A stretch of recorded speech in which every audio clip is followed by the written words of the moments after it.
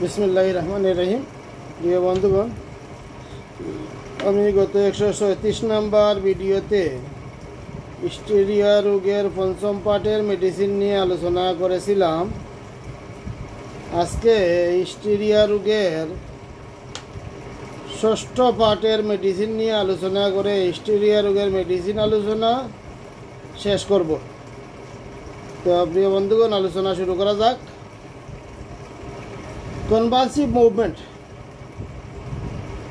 আক্ষেপিক অঙ্গ সঞ্চালন।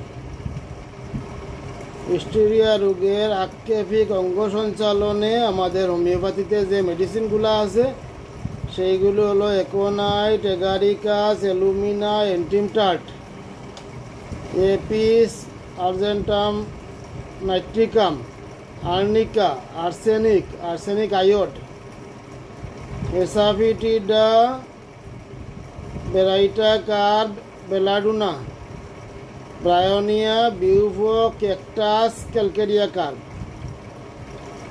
ক্যাম্পর, cannabis sativa, cantharis, causticum, chamomilla, cicuta, chininum sulph, cina, cocculus, coffea, conium, crocus সেটাইভা,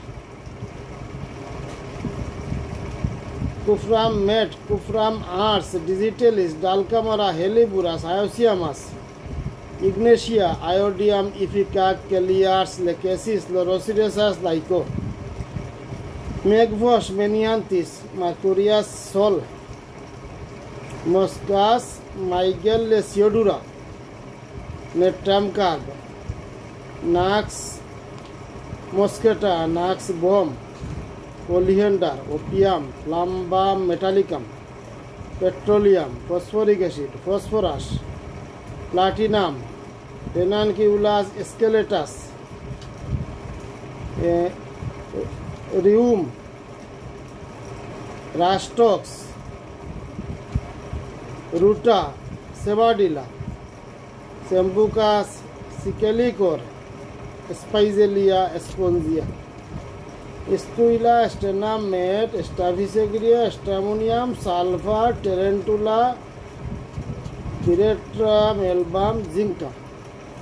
এরই মাঝে first গ্রেডের মেডিসিন হলো belladonna, chamomilla, cicuta, cocculus, cuprum, ignatia, ইফিকাক,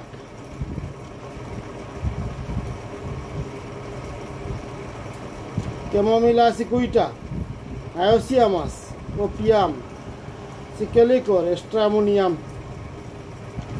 এ হলো ফার্স্ট গ্রেডের মেডিসিন। কফার ফুমস, গন্ধকের ধোঁয়ায় যদি কনভালশন বৃদ্ধি হয় তাহলে